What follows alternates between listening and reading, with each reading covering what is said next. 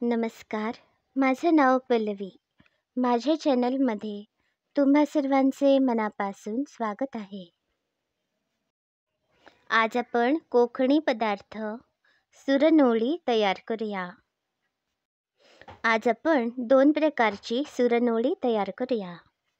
एक साधी सुरनोळी म्हणजे यामध्ये फक्त मीठ असेल आणि दुसरा प्रकार गोड सुरनोळी. 1.5 किलो साधे तांदूळ घेतले आहेत. अर्धा किलो जाड पोहे घेतले आहेत. या पातेल्यामध्ये आता हे तांदूळ घालते.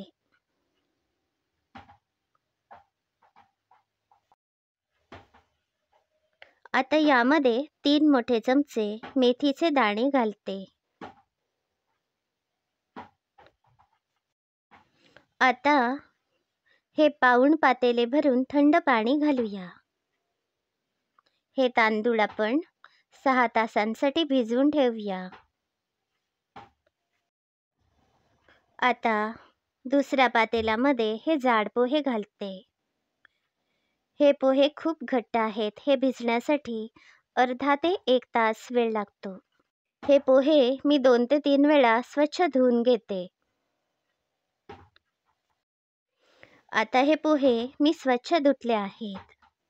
आता हे पोहे सुद्धा पाण्यात भिजवून ठेवूया.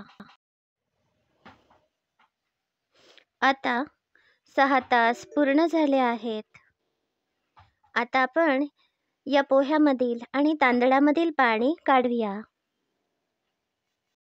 2 वाट्या खोवलेले ओले खोबरे घेतले आहे. हे बघा, तांदळामधील आणि पोह्यातील पाणी काढले आहे. 1 वाटीभर दही घेतले आहे.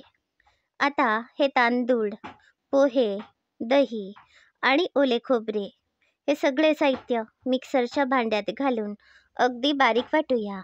वाटताना आवश्यकतेप्रमाणे थोडे थोडे पाणी घालायचे आहे. आता मी वाटण तयार केले आहे. हे बघा, हे वाटण आता तयार आहे.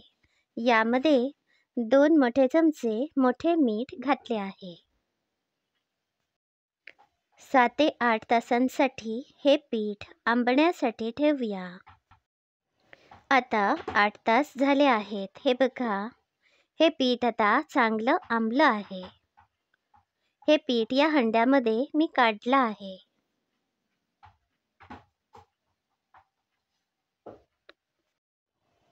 आवश्यकता असेल तर थोडेसे पाणी यामध्ये घालू शकता. या 2 पातेल्यामध्ये हे सुरनोळीचे पीठ काढले आहे.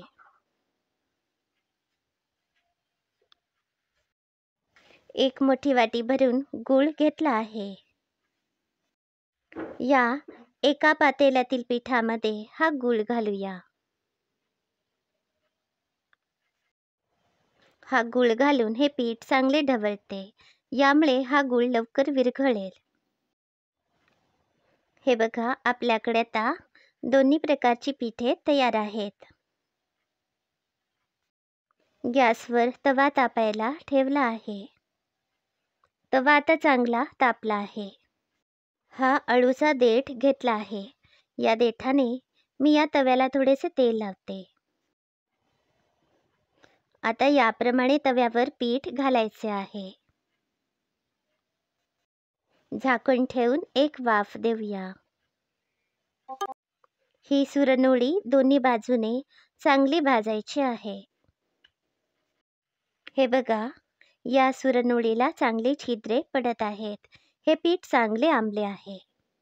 आता ही तयार सुरनोळी मी एका ताटात काढून घेते.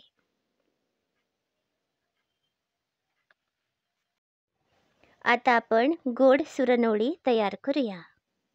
या पिठामध्ये 2 चमचे हळद घालते. हळद घातल्यामुळे या सुरनोळीला रंग खूप छान येतो. तुम्हाला जर माझ्या रेसिपी आवडत असतील तर माझे चॅनल नक्की सबस्क्राईब करा. हा व्हिडिओ तुमच्या सर्व मित्रमंडळींना नक्की शेअर करा. त्यांनासुद्धा माझे चॅनल सबस्क्राईब करायला नक्की सांगा. हे बघा, आता तवा चांगला तापला आहे. तव्याला थोडेसे तूप लावले आहे. आता याप्रमाणे पीठ पसरवायचे आहे. एक वाफ देऊया. ही गोड सुरणोळी सुद्धा दोन्ही बाजूने चांगली भाजूया.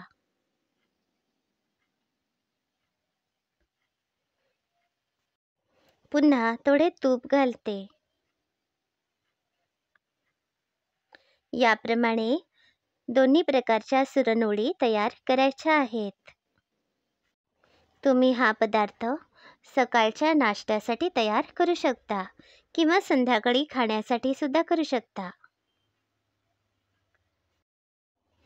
ही रेसिपी तुम्हाला कशी वाटली याचा अभिप्राय नक्की कळवा. मी माझ्या चॅनलमध्ये खूप साऱ्या रेसिपी शेअर केल्या आहेत. त्या रेसिपी तुमच्या घरीसुद्धा नक्की करून बघा आणि जेव्हा तयार कराल त्यावेळी अभिप्राय नक्की कळवा. अशाच सहज आणि सोप्या रेसिपी बघण्यासाठी माझे चॅनल नक्की सबस्क्राईब करा. बेल आयकॉनवर क्लिक करा. यामुळे जेव्हा कधीही मी रेसिपी घालेन लगेच तुम्हाला नोटिफिकेशन मिळते आणि तुम्ही माझ्या रेसिपी लगेच बघू शकता. हा व्हिडिओ पूर्ण बघितल्याबद्दल धन्यवाद.